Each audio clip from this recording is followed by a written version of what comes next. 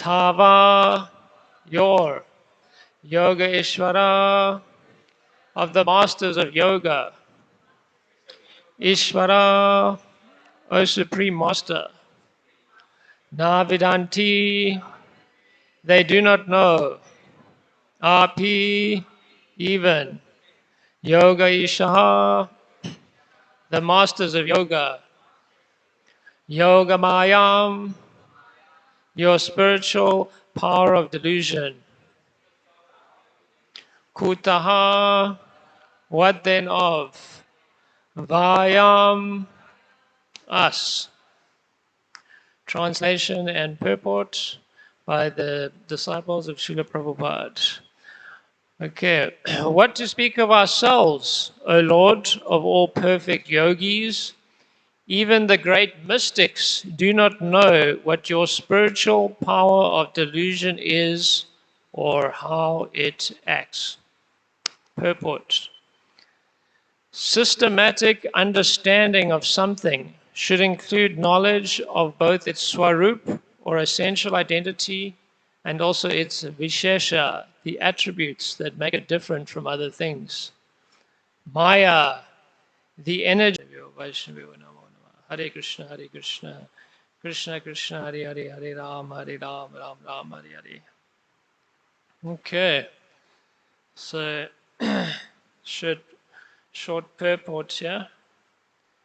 It's discussing all about Maya and how we can understand this Maya, the illusory energy. So it makes me think of a verse in Bhagavad Gita. Devihi eshaguna mai mamat prayajaratya mameva ye prabhajante mayam etam tirantite. That this divine energy of mine, consisting of the three modes of material nature, is very difficult to overcome. But those who have surrendered unto me can easily cross beyond it. So it's talking about the guna mayi. So these gunas. So the word guna means like a rope. So we have three different ropes that are binding us in this material nature. So the one rope is tamaguna, the mode of ignorance, where one is very much absorbed in anger and hate and intoxication and meat eating and these kind of things, violent activities.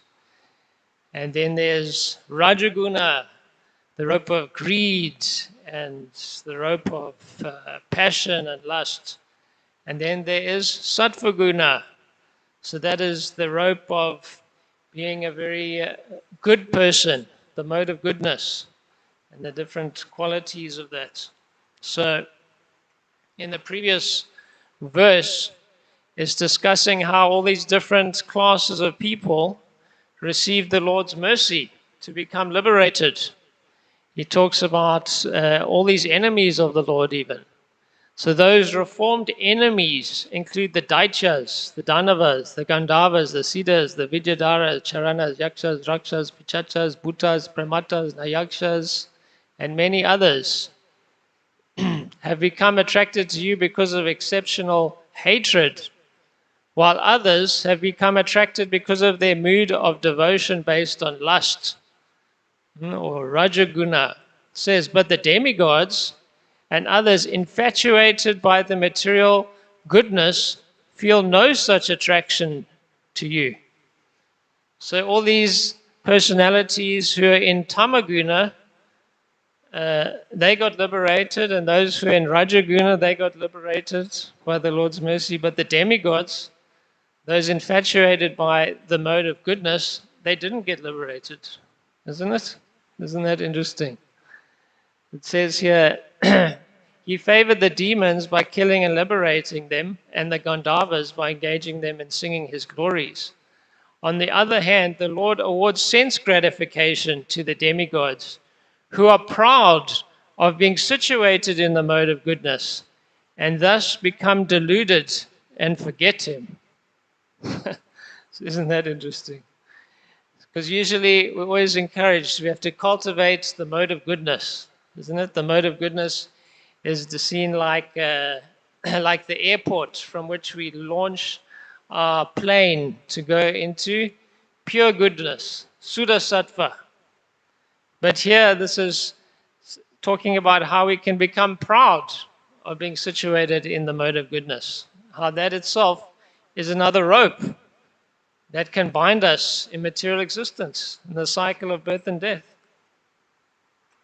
Like there's one story of this Brahmana. So he was a very pukka Brahmana, and every day he would sit and he would recite Bhagavad Gita shlokas. So he was sitting there very pukka, and he was very clean, and he was saying these shlokas with such nice, perfect pronunciation. But his next door neighbor was a prostitute. So, prostitute doing her business, but she is meditating on the Brahmana and she's hearing these shlokas of Bhagavad Gita. And she's thinking, wow, look at this pure Brahmana.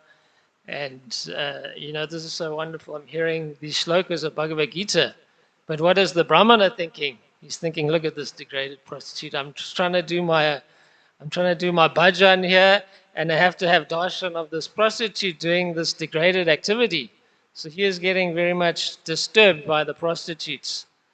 And so then they both passed away at the same time. And then the Yamadutas came for the Brahmana. And the Lord's and the Vishnu Dutas came for the prostitutes. And the Brahmana, what is this? He is complaining to the Yamadutas. How's this? I've been chanting Gita. I've been doing all these good things. Why are you coming for me? And that degraded prostitute, why is the Vishnu Dutas coming for her? But they said, well, although externally she was doing these activities, she was always meditating on your Gita recitation. She was always meditating on the Gita, whereas you were always meditating on the prostitute, on how degraded she was. So here's an example of how being in the mode of goodness can be a rope. You're not, at least externally in the mode of goodness. You can see internally the Brahmana was not so much in the mode of goodness. So Bhagavad Gita describes the qualities of the mode of goodness. It says, Sama Dhamma Tapa Socham Shantir Ajam Evata Jnana Vijnanam Astikyam. So Sama, peacefulness. Dhamma, self-control. Tapa, austerity. Socham, cleanliness. Shantir, tolerance. Astikyam, Jnanam, knowledge. Vijnanam, realization. And Astikyam, religiousness. So these are all very good things. These are all good things that we should cultivate. But the problem is, then comes the pride. Damba, pride. So if that pride comes, then it becomes a problem. That is a demoniac quality. Because at the end of the day, this verse is talking about that only those who have surrendered unto me can overcome this Maya. And how is that we get over the Maya? It is by mercy, by kripa. Like we sing, Gurudev kripa bindu diya. Gurudev, please give me that kripa, that mercy. So at the end of the day, we are beggars for the mercy. Like generally, the mode of goodness is like the intelligent class of person. And they are controlling their mind, controlling their intelligence. They are learning scriptures and gathering knowledge and having realizations. The more philosophically inclined person in the mode of goodness. But at the end of the day, we're not jnana yogis. We're not getting saved by knowledge. We're getting saved by kripa, by mercy. And that kripa comes by begging. You see, if you're a proud beggar, it's just not going to work. Has anyone met a proud beggar? Like they beg from you and you say no, they like start grumping and oh, you nonsense. They like insult you. You know, you feel like giving to a beggar like that? No. So that is the most important quality of a beggar, is that humility. You know. So this is something we have to remember, that we're not saving ourselves by our intelligence. Generally, we have a lot of faith in our intelligence. Like in material life, if you have intelligence, you can get big degrees and everyone will respect you, and you can get big jobs and get big money, and and material life is much easier. But in spiritual life, intelligence is helpful, but at the end of the day, it doesn't depend on intelligence. It depends on kripa, mercy. So the the neophyte devotee, he is only begging to the Lord, to the deities, for mercy, because he thinks he only sees the deity as Krishna, and he's just begging to Krishna. But if we advance a bit more, then we're seeing the spiritual master. We're begging for mercy from the spiritual master, and we're not begging for to others. But if we advance a bit more, we see that actually all the Vaishnavas, we have to beg all of them for mercy, because the mercy is coming down from the Lord to the spiritual master, to the spiritual master's disciples, and like that.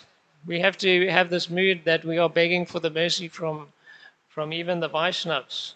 There's das anudas. We have to have that mood.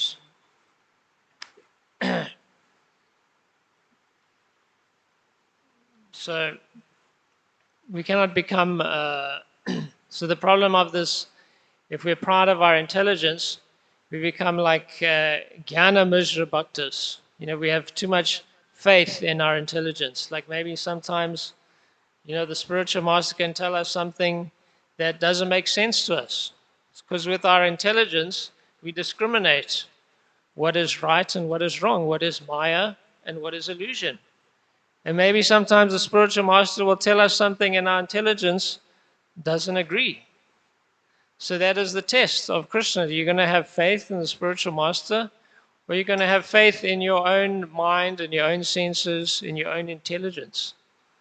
This is sometimes the test that that Krishna gives us. And that is when we have to show that we're going to have faith in the intelligence of the spiritual master, not our own intelligence, because this is the nature of Maya. There's one kind of Maya where you are in Maya. You're doing something and on some level this is wrong. But there's another kind of Maya when Maya is in your intelligence. Like Maya has different levels. There's Maya on the level of the senses. So that is just, very gross Maya. And then there's Maya on the level of the mind. So even when it's on the level of the mind, at least your intelligence can tell your mind, this is Maya. But when there's Maya on the level of the intelligence, then what is going to tell you? There's only one person who's going to tell you, the spiritual master, isn't it? And his representatives. He's the only person who can help you. Because your intelligence can't help you, Maya's in your intelligence. So in this way, we're dependent on the mercy of the spiritual master. And as described, there's 3 levels of intelligence. The first class intelligence, we learn by hearing. Isn't it? The spiritual master tells us something, we say, yes, that is correct. Let me follow that. Or Shastra tells us. We say, yes, that is correct. Then second class intelligence, we're like, I don't know, I got a feeling in my heart, maybe that's wrong. Let me experiment. Let me do an experiment and see if what the spiritual master is saying is correct. So then we do our experiment and we suffer and it doesn't work out. And then we learn the hard way. And then third class intelligence, that we have good instruction And still we do it, and still we get the bad results, and we just still don't learn. We just keep on doing it again and again, getting hit and hit by Maya, and we still don't learn. So we shouldn't have this, we shouldn't experiment with our life. You want to experiment? Sometimes to learn the hard way, it takes a very long time, you know. Sometimes it can take lifetimes to learn the hard way. Do you want to experiment with your life? Let's do an experiment with my life and let's find out. You know, we don't live very long in Kali Yuga. Sometimes learning the hard way can take you many lifetimes learning the hard way. So rather we should learn the easy way, not try to make an experiment with our life. Not have so much faith in our intelligence, but have faith in the intelligence of the spiritual master. Because we should think that I'm always in Maya. How do we know that we're in Maya? Because when we chant the holy name, tears of love don't stream out of our eyes. Here's the test. You know, just in case we think that we're not in, we think I'm not in Maya, I'm Paka devotee, I'm waking up, I'm chanting my 16 rounds, I'm doing my service, I'm not in Maya. But when we chant those holy names, does the love of God, just the tears, do they stream out of our eyes? No. Why? Because we're in Maya, that's why. Right? So we should know that we're in Maya, that we need this mercy. Not thinking, oh, I'm in the mode of goodness, I'm a religious person, I'm Sama, Dhamma, Tapa, Socham, I've made it. Right? Then it's still in a rope. We're still in the rope. We don't want to be in this rope. We're all here devotees, religious people, and doing so many good things. But unless we're on that stage of Krishna Prem, the fact is we're in the lower stage. Yeah? We're still stuck in the cycle of birth and death. Maybe our next life is going to be very wonderful in the heavenly planets and all facilities of sense gratification. But what does that mean? You're still in the cycle of birth and death. Maybe you're in a first-class prison cell in heaven. First-class prison cell, best prison cell you can get. But the fact is, you're still in prison. And what happens after that? If you're lucky, maybe you can go higher. But I say most people in heaven, they come down again because, they think that life is so wonderful here. Why must they cultivate spiritual life? Maya's not kicking them in the face, so they're not so motivated to practice spiritual life. So when Maya kicks us in the face, that is the great mercy of Maya, to humble us. Just like Kaliya, the demon Kaliya, it's polluting the river Yamuna with all his poison, and Krishna came and jumped on him and was just smashing him with his feet. So like that, Maya, when Maya smashes us, it is her great mercy to humble us, to help us to be inspired in spiritual life, how miserable this material world is. So this is what we should think when we're getting smashed by Maya, that this is very nice, that let me become more determined to get out of Maya, to get out of this material world, to go home back to Krishna. And we should also be afraid of Maya, isn't it? We should not think, oh, I have conquered Maya. That's because I'm so paka. My sadhana is so great, I've conquered Maya. No, we should always be afraid of Maya.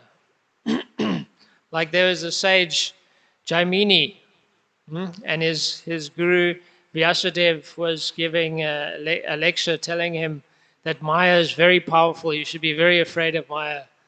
And Jaimini was like, oh, but why are you being so dramatic? I'm fixed in my vow of brahmacharya. I think that I'm pretty steady. I don't think that you're exaggerating the power of Maya. So then the Vyasa did, okay, that's fine. And so then Jaimini went back to his hut, his hermitage, and it started raining. So there's terrible rain coming. And then someone knocks on the door. And it's a young lady.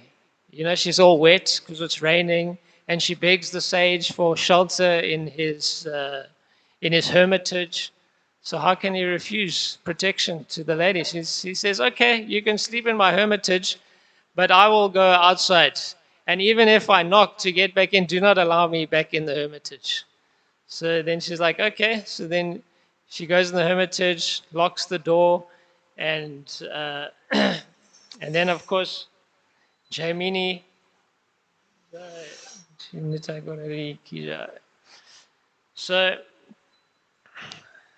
So then Jaimini, he's trying to rest under a tree or something, and he gets overcome by lust.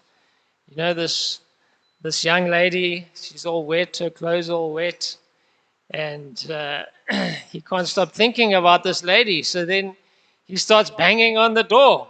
Let me in, let me in. She says, I can't let you in. You said I should never let you in. So then she doesn't allow him in. So then he climbs on the roof of his hut, and he gets inside from the roof. And then he says, I want to marry you. And she says, okay, you can marry me, but I just have this one request, that you have to take me on your back up this hill to this temple. So he says, okay, I'll do it. So he's on all fours. Jaimini, the great sage, is on all fours, and this lady is on his back. He's carrying the lady, you know, so that she'll marry him, and he's struggling away up the hill. The lady's riding him on the back. And then he gets to the top of the temple. And she's like, and he's like, yes, now will you marry me? And then he looks, and the lady has become his Gurudev, Vyasadev. And he says, yes, now you understand the power of Maya, isn't it? So we cannot underestimate the power of Maya. So in the Lilamrita, we have this quote from Srila Prabhupada. And he's saying, your problem is that you are not afraid of Maya. As a result of that, we do not take proper precaution. So that's what Prabhupada was warning us about. We have to recognize that Maya is Krishna's energy. She is extremely powerful. Therefore, we should be extremely cautious so that we do not become victims of her onslaught. But at the same time, Maya is Krishna's energy, and Krishna is telling us that if we take shelter of him, mam eva ye prapajante mayam itam tarantite, then we can overcome the influence of Maya. And there's another story. Once Prabhupada was giving a class at the Bhaktivedanta Manor, and he said the difference between you and me is that you can fall down, but I cannot fall down. Because Srila Prabhupada was a pure devotee. So then later after the class, Srila Prabhupada was praying in front of the deities. And the disciple asked him, Srila Prabhupada, what are you praying for? And Prabhupada was saying, I am praying that I might never fall down. And the disciple was saying, but in the class, you said that you'll never fall down, that only we can fall down. And he said, yes, because I'm always praying that I will never fall down. Isn't it? Yeah. So this is what we have to be aware of, is our fallibility, our dependence, the power of Maya, and how we always have to have that humble attitude that I can fall down at any time. And therefore we have to always be praying for the mercy of how I cannot fall down. We always have to feel dependent on the mercy. So what is the nature of this Maya? It is described in the Bhagvatam 3rd canto, chapter 30, verse 4. Described that the living entity, in whatever species he appears, finds a particular type of satisfaction in that species, and he is never averse to being situated in such a condition. So it is described that the Maya has two phases of activity. He says one is called the Prakshetatmika Shakti, and the other is called the Avrinatmika Shakti. So the Prakshetatmika Shakti is the pulling down potency. That Maya is always trying to pull us down. So we're in the mode of goodness. She is trying to pull us down to the mode of passion. And that if we are in the mode of passion, she is trying to pull us down to the mode of ignorance. This is her potency. And then her other potency is her covering potency, the Avarnatmika potency. So in that potency, she makes us feel very satisfied in our condition. Whatever condition we're in, we feel that this is good, that I'm well situated. Huh? And what is the living entity? It talks about different living entities. So the living entity most talked about is the pig. Huh? That the pig feels very satisfied in his condition. He's eating stool every day. He's living in stool. His condition is very miserable. But still he thinks, life is good. Eh? So many fresh stools are waiting for me. And I have my piglets are here. And my pig wife is here. Life is great. Life is going on. Krishna is arranging for me everything I need for my happiness. So this is these two potencies. Even Lord Indra was cursed to become a pig. And when his curse was over, the demigods came and said, your curse is over, you can come back to being the king of heaven. And he didn't want to go. He's saying, no, how can I leave my piglets? My piglets are depending on me. I cannot leave them. This is an important situation. This is real. But it's not real, isn't it? It's not real, whatever our situation. This body is not real. And at the end of the day, death comes to show us, to tell us it's not real. It doesn't exist. It has no permanent existence.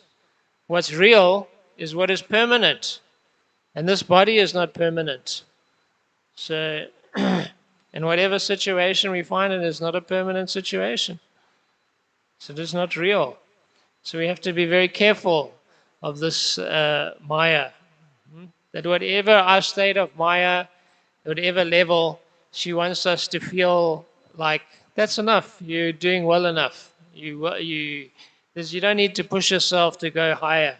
You're well situated wherever you are. This is cool. Just stay here. We're happy. You don't need to push yourself get out of your comfort zone. It makes us feel comfortable and happy in whatever is our level. So if we're in the mode of goodness, she makes us feel happy here. Don't push yourself to go to pure goodness. Just stay here. This is lekker. This is, sorry, using South African slang. This is cool. Just stay here. And if you're in the mode of passion, absorbed in lust, greed, these kind of things, selfish things, we think this is nice. Life is good. So we should not allow Maya to victimize us like that. And what happens? We take birth again. That is her unfortunate job, to keep us in this material world. So how can we overcome this Maya? Sri Rupa Goswami in his Upandesamrita, he is giving us some tips. He talks about the 6 principles that are favorable for the execution of devotional service.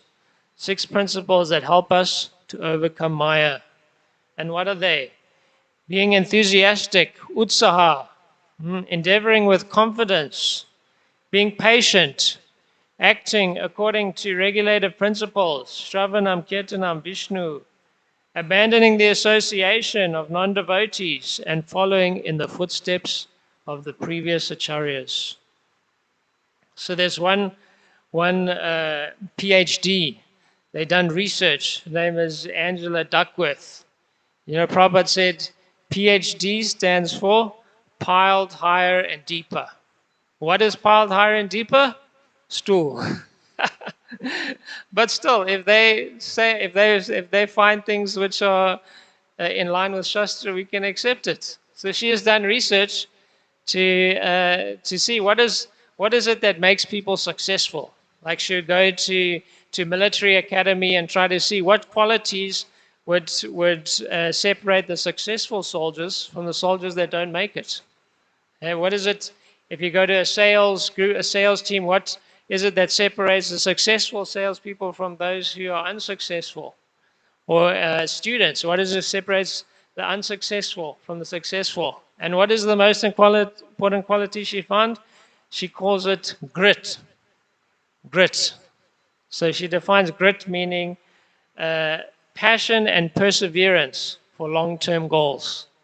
So doesn't that align with Srila Rupa Goswami? He discovered that so many years ago, 500 years ago, he already discovered it. Enthusiasm, passion, and patience, perseverance. So to be successful in any endeavor, that is what is required. And even Jaimini, we talked about Jaimini. So in his Upadesha Sutras about astrology, he says, if you have Saturn in your Swamsa, he says, a life of accomplished deeds. So Saturn is also that planet of perseverance and tolerance and toughness. So that is what is required to be successful. That whatever Maya throws at us, we just keep on going. No matter how much she knocks us down, we pick ourselves up again and we just keep trying. No matter what, we just keep trying. No matter what she throws at us, you just keep on plugging away, you never give up. We just keep on putting that enthusiasm, no matter how much difficulty there is, how much suffering. We have to just keep on going. And how do we do that? By associating with people who are like that, associating with people who have that enthusiasm and that determination. But what is the other quality she doesn't discuss? Confidence. So confidence, is it like a kind of materialistic confidence? Yeah, I can do this. I'm powerful. No, it's not that kind of confidence. It's the confidence in the Lord. Confidence that the Lord will help me. That is the kind of confidence that we need, that faith. Just like there's another verse in Bhagavad Gita, it describes similar thing. It says in chapter 6, verse 24, it says, one should engage oneself in the practice of yoga with determination and faith and not be deviated from the path. One should abandon without exception all material desires born of mental speculation and thus control the senses on all sides by the mind. Yeah. So,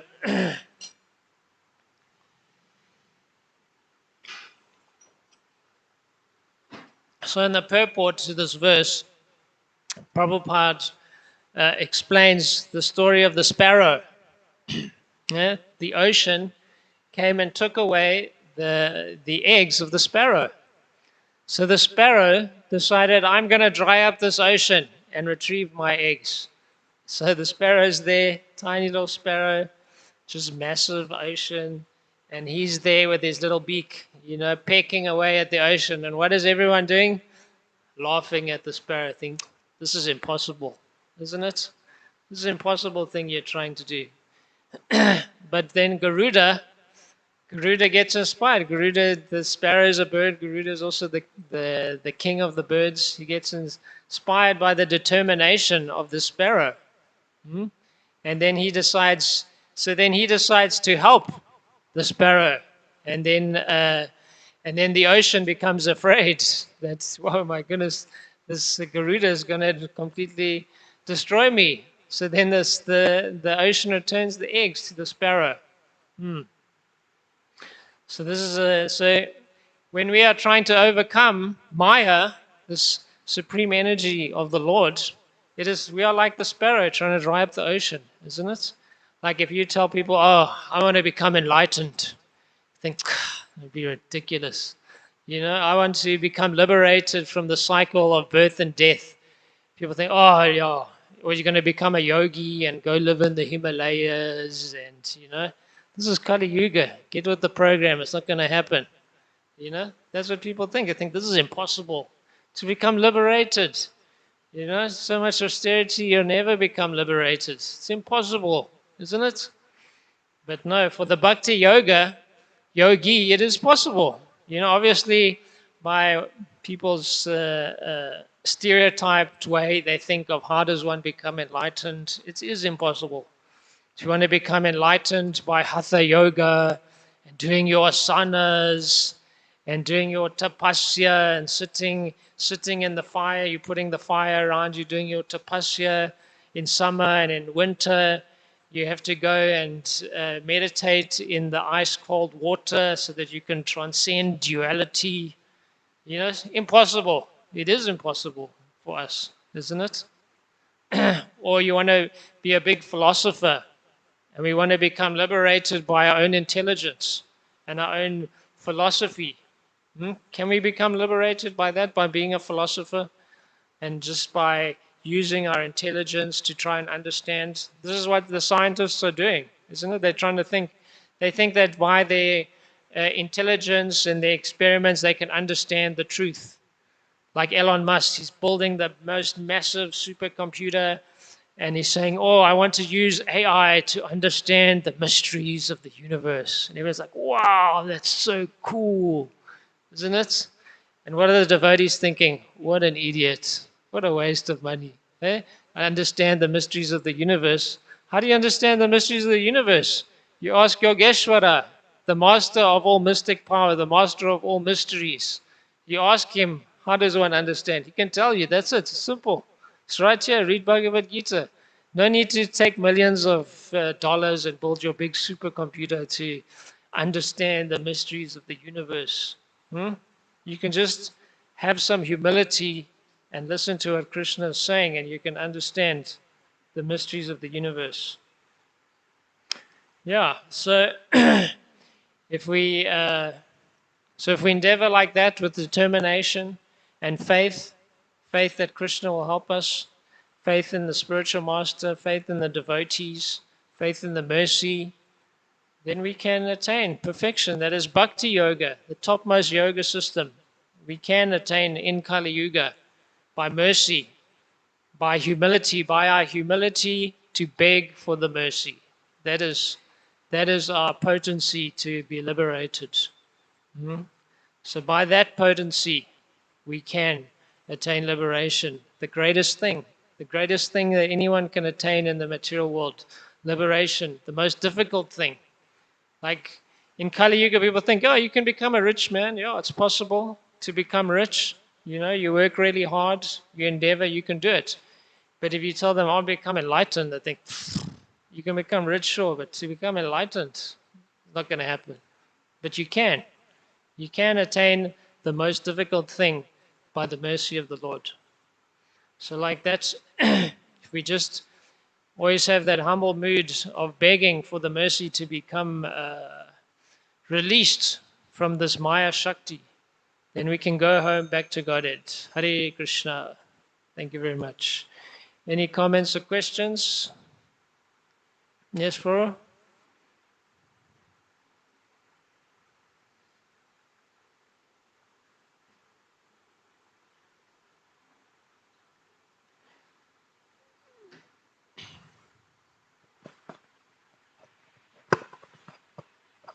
Hare Krishna, Prabhu. Thank you for the insightful class.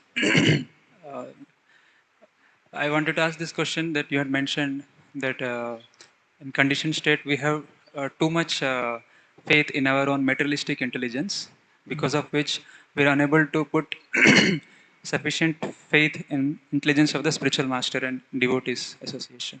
So, but then you also mentioned in Nectar of Instruction, Rupa Goswami is saying Utsahat Nischaya Dharya. In certain places, Srila Prabhupada says enthusiasm means endeavor with intelligence. So, and also Lord Krishna and Srila Prabhupada wants us to understand the scriptures using our intelligence, not just blindly accept it, because that won't be sustainable. Yes. So many times we get confused that certain situation is coming and intelligence is saying something, and also we understand that my intelligence is a faulty intelligence. Okay, or should we trust our intelligence, or should we forget it and whatever is being told just do it blindly because you are in Maya. So we become confused that Yes. to what extent should we exercise our intelligence. So can you Yes. throw some light in this direction? Well, the nature of intelligence, it just sees things in terms of black and white. It's either true or it's false.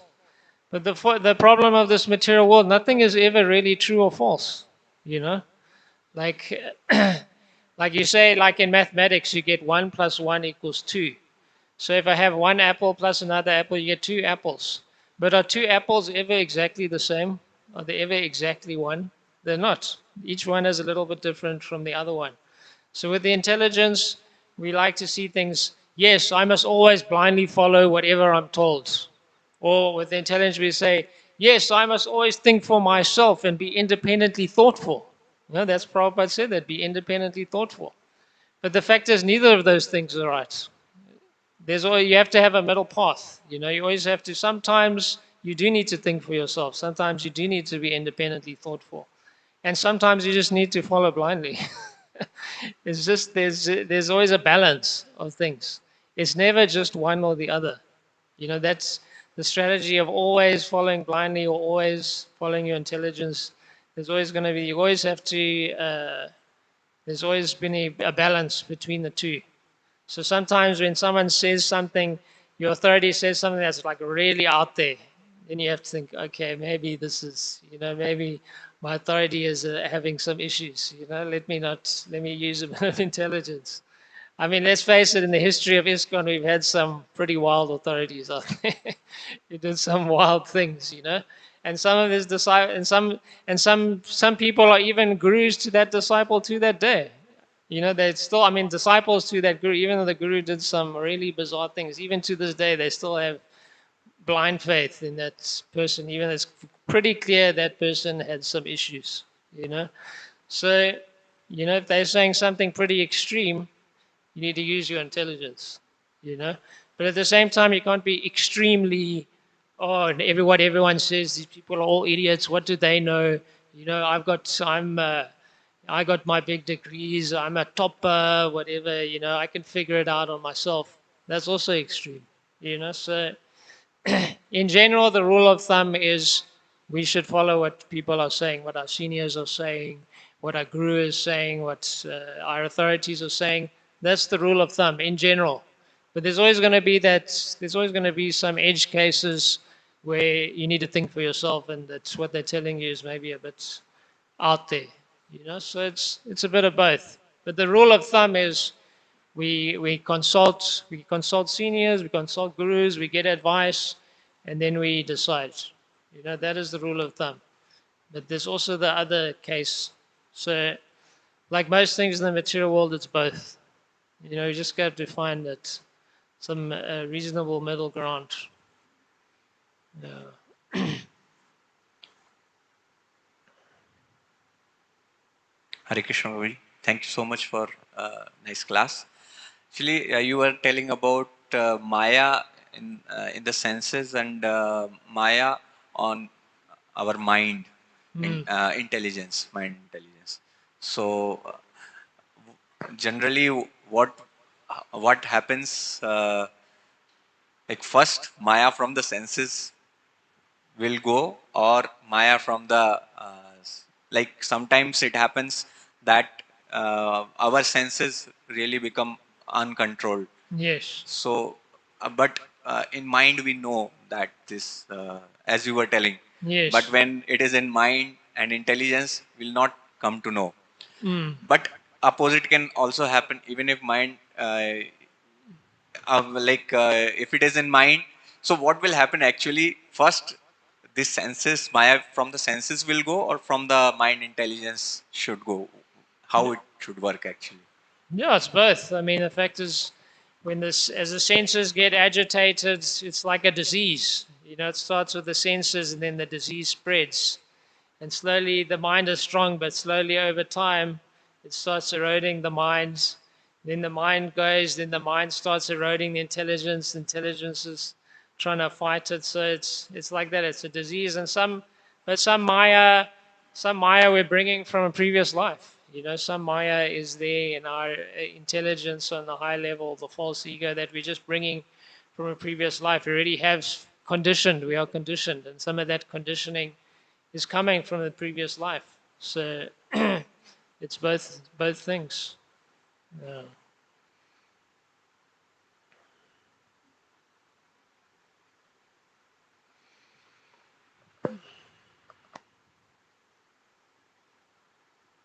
Okay.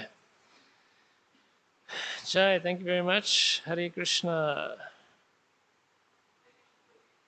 Oh, you have a question? Oh, yeah.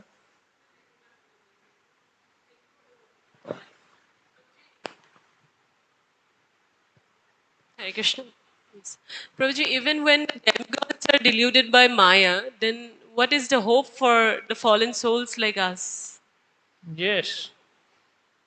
Yes, that's even Lord Brahma was bewildered by Maya. It's topmost demigod. Lord Shiva is bewildered by Mohini Murti. So, what is the hope for us? That we can depend on Krishna because we are in a very humble position, isn't it? That the demigods, they're in a very high position. So when you're in a very high position, then the pride becomes much more of an issue. Fortunately, we don't. You're born in Kali Yuga. You can't think, "Oh, I'm some great sage." You're born in Kali Yuga. You're born in Kali Yuga for a reason, isn't it? Because you're a Kali Yuga type person. So we, so that humility. By that humility, we can beg to Krishna, who is the most powerful. So that is our favorite. Even the demigods are, isn't there? There's I remember there's something in the Bhagvatam that even the demigods are praying to be born in Kali Yuga because it's so easy to attain liberation.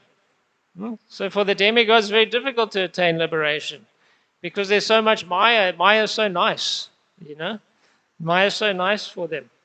Life is so nectarian in the heavenly planets. But for us in Kali Yuga, life is tough. There's so much suffering, and there's so much struggle. There's so much cheating and wars and famines and diseases, pandemics, and all these things. They don't have any of that in the heavenly planets. So, in that sense, we're in a fortunate position, much more fortunate than the demigods. So, we should take advantage of that fortunate position and just humbly beg the Lord for the mercy to be rescued from Maya and not get stuck in a certain nice, comfy position in the mode of goodness, because then we'll become a demigod. And then we're in the same position as them. We don't want to be in that position. We want to take advantage of our fallen condition in Kali Yuga and just go straight home back to Godhead. Okay. Thank you for the wonderful answer, Prabhuji. Okay. Prabhuji, how to protect ourselves from pride? How? So there's this verse in the purport of Bhagavad Gita. Let me see if I can find it quickly. But basically, Prabhupada says that the living entity is always being kicked by material nature. Yeah, here it is. So it's Bhagavad Gita, chapter 13, verse 8 to 12. So in the purport, Prabhupada says that although the living entity is always being kicked by the stringent laws of material nature, he still thinks, I am God, because of ignorance. The beginning of knowledge, therefore, is amitva, humility. So we don't have to we don't have to think, oh, I hope that I get kicked by the material nature. We don't have to wonder, oh, when am I going to get kicked? We're getting kicked all the time, isn't it? We're not getting a lack of kicks. We're not wondering, oh, when am I going to get kicked? We're always getting kicked by Maya. So next time we get kicked by Maya, we can think, thank you, Krishna, for showing me that I am not God. That is pride. You think I am God. We're all in this condition. We think I am the enjoyer. What does God mean? It means I'm the enjoyer, I'm the proprietor, I'm the controller. So always the material nature is kicking us to remind us that no, you're not the enjoyer, you're not the proprietor, and you're not the controller. Isn't it? So every time you get kicked, you can thank the material nature for reminding you to be humble. Isn't it?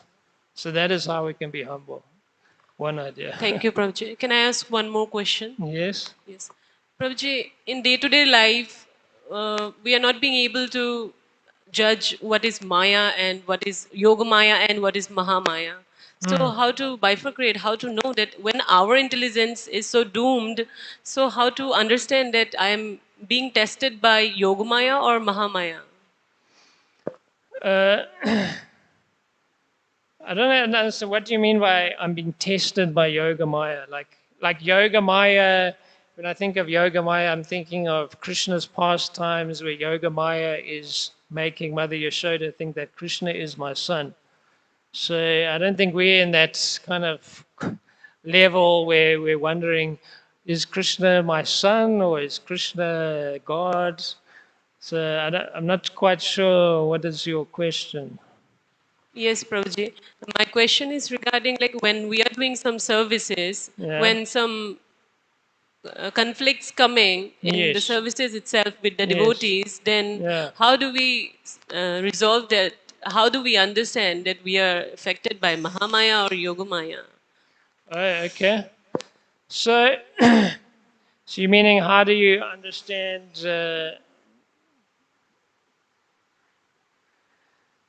Well, anyway, in any conflicts between devotees, then no, I should always just take the humble position and think that is my fault. Because that has its limits. You're trying to like, if the conflict you want to know is that person in Maya or am I in Maya? I think that's your question. So, yeah, so we can. The fact is, like, if someone comes to you, if someone is your enemy, we should think that this person is my enemy because of my bad karma. That I have done something in my previous life and now this karma is coming back to me. So even if what they are doing to you is not justified on the mundane plane, that I haven't done anything to deserve you being so nasty to me, we should think that, well, I have done something, it's just I haven't done it in this life. So when these things happen, we should take the humble position. Of course, practically you can't always be like the a walkover. That person always going to think, if I just kick this person, they're always just going to lie down and. Sure, if they kick you, you can kick them back, but the next day you should be friendly and be nice to them. That is.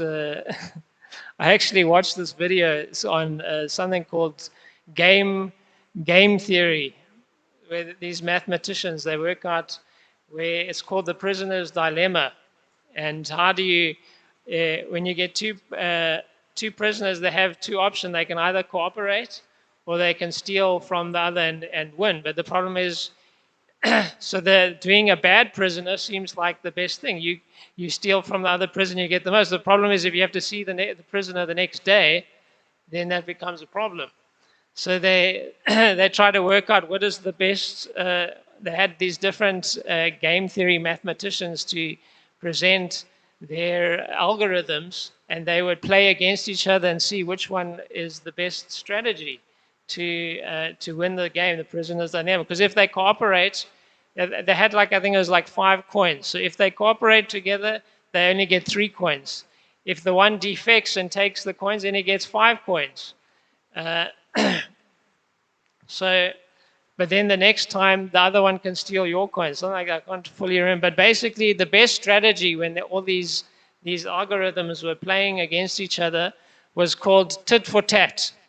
So the nice strategies always beat the nasty strategies.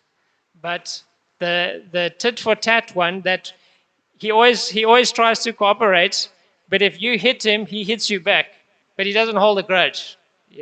Next time he'll try to cooperate, but if you hit him, he hits you back. You know, that was the best strategy. So you can't be a rollover that they hit you and then you just let them keep hitting you, because then they'll steal all your coins. They hit you, you hit them back, but then you always cooperate. So the nice strategies always beat the nasty strategies that are always trying to steal and take.